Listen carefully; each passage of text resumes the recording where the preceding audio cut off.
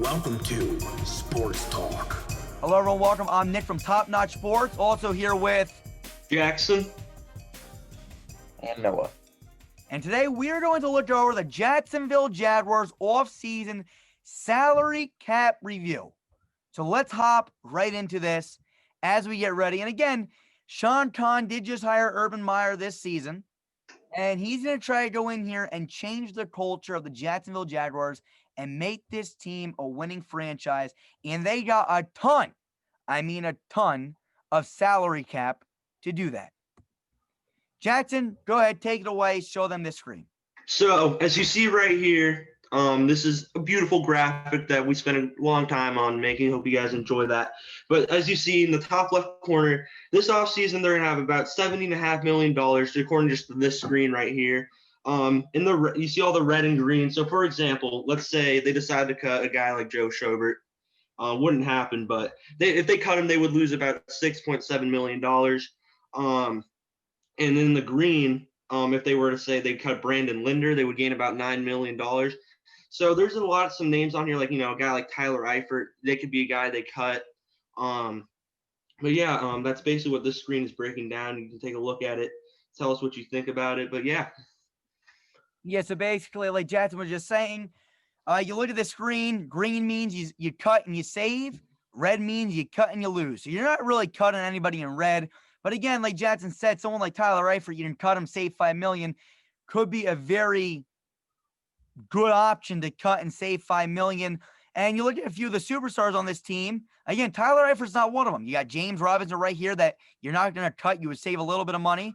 You got Laviska Shenault, a rookie that you will lose. DJ Chark, who's also a stud. CJ Henderson, the rookie from last year's draft. You're holding on to him. Josh Allen, Miles Jack, Joe Schobert, Clavon Chason, and those are really your guys. And your whole offensive line is pretty dang good. You're going to want to hold on to most of these guys.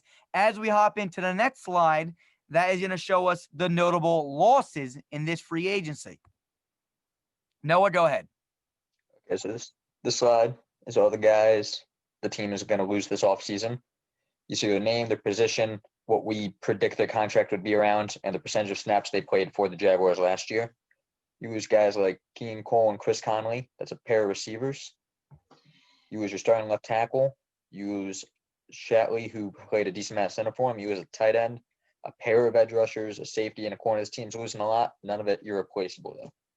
Exactly. And a few of these names we are going to re-sign. Again, you don't want to lose the guys that play a high percentage of snaps, for example. But as we'll go into the next slide that I'll break down for you guys, I'll show you who I think you guys are going to re-sign and potential free agent targets that we all decided to look at and sign back and free agent signings that we want to bring in. So as we get into the next slide, we see the potential targets. Again, the estimated cap space is about $70.5 million.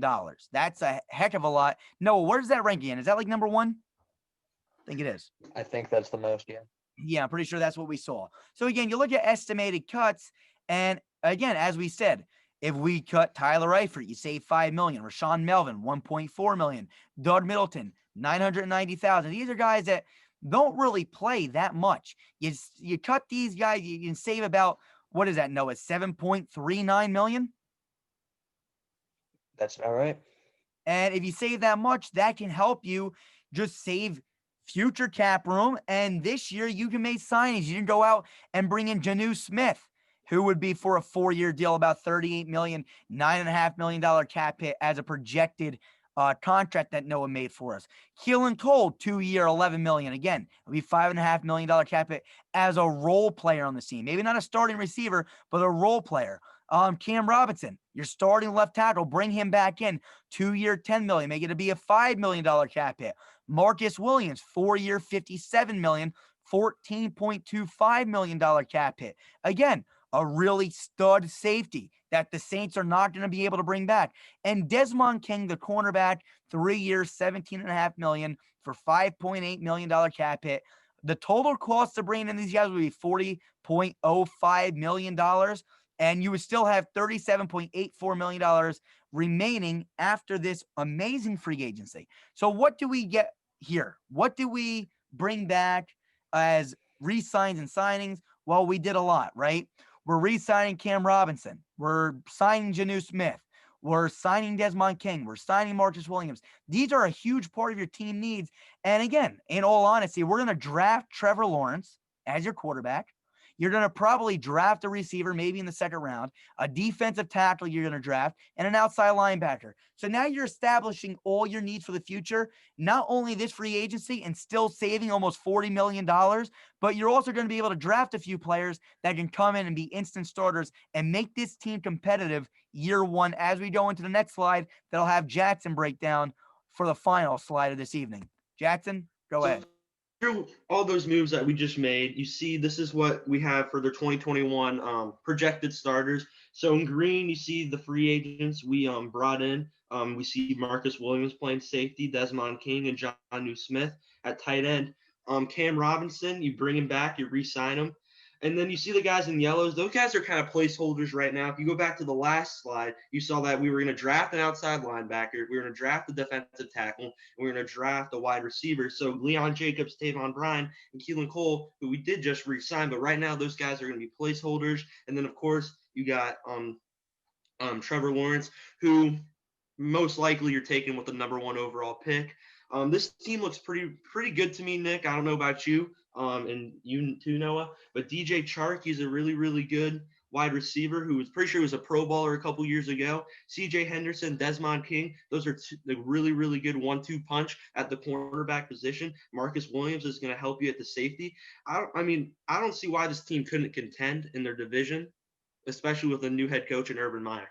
I agree with you 100%. And again, they still got about $40 million left in the cap, which is still very high compared to some of the other teams in the league. You got a team like the Saints that are negative $100 million in the hole.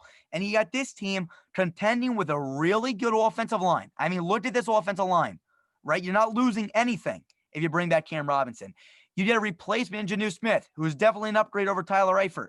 You're bringing back Keelan Cole. And again, he's a guy that you're bringing back on a pretty cheap contract as a role piece, but you're also going to maybe draft a wide receiver who could take Keelan Cole's spot. You're going to bring in Desmond King, who's a pretty dang good corner to pair up with CJ Henderson. You got studs coming off the edge, Josh Allen, Clavon Chason from last year's draft. These two guys are future pieces that are going to be really good on this team. Taven Bryan, right? Really good defensive tackle, but hey, role piece. He's kind of struggling. I remember coming out of college, he was supposed to be a great defensive tackle, may not be panning out the way that everyone expected him to, but again, could be, he can do his job here, but definitely a spot they can replace. Leon Jacobs, again, holder right now, like you said, a placeholder that can be potentially interchange. You can change someone in for him. And Marcus Williams, the last but not least piece. This guy right here could single-handedly boost this secondary. You got a young guy in CJ Henderson. Marcus Williams is another young piece, but he's a pretty dang good player for New Orleans, and they do not have the money to bring him back. And it would be a huge fit for this Jacksonville Jaguars defense and really make them go from a good defense to a potentially great defense just in 1 year. This team can go from a team that has the first overall pick to a team that is in the teens, at least, for next year's draft. Maybe even potentially, I don't think they're going to make the playoffs year one, but they could be knocking on the door to the playoffs. No, what do you think about these moves? If they make all these moves like we think they will, this team should have 6-8 wins next year if everyone stays healthy. Yeah, I agree. I think that this is really, really a good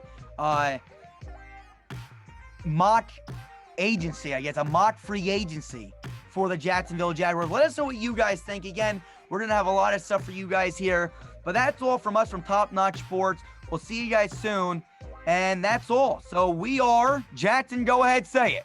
We are built better. See you guys soon. Peace.